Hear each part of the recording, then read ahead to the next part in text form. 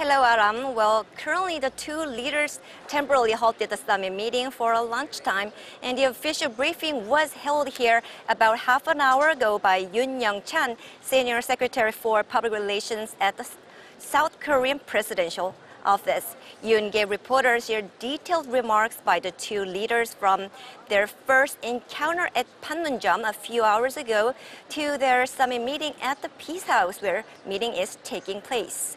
Upon meeting, Kim said that it's more meaningful that the summit is being held at a symbolic place of confrontation between the two Koreas. And South Korean President Moon Jae-in said in return that he hopes the talks could continue for multiple more times across the nation, from South Korea's southern resort island of Jeju-do to Baekdu Mountain in North Korea.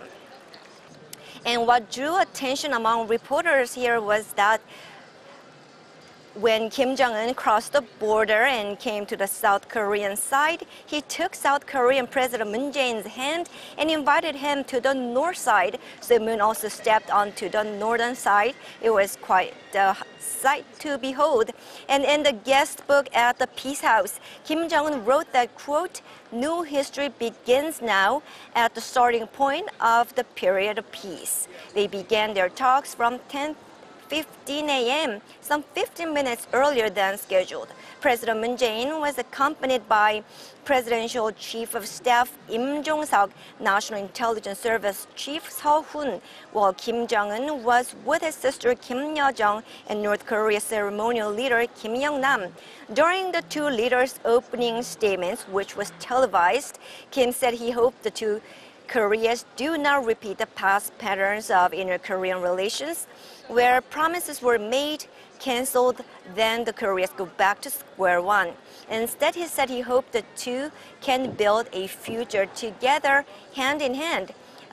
In return, South Korean President Moon complimented Kim's courageous act, saying he hopes the two Koreas can reach agreements so the talks could yield a big surprise for all the people in the world who yearn for peace. And let's see what surprising agreements and results they will come out with. Well, that's all I have for now, and now we'll bring you more in a later newscast. Back to you.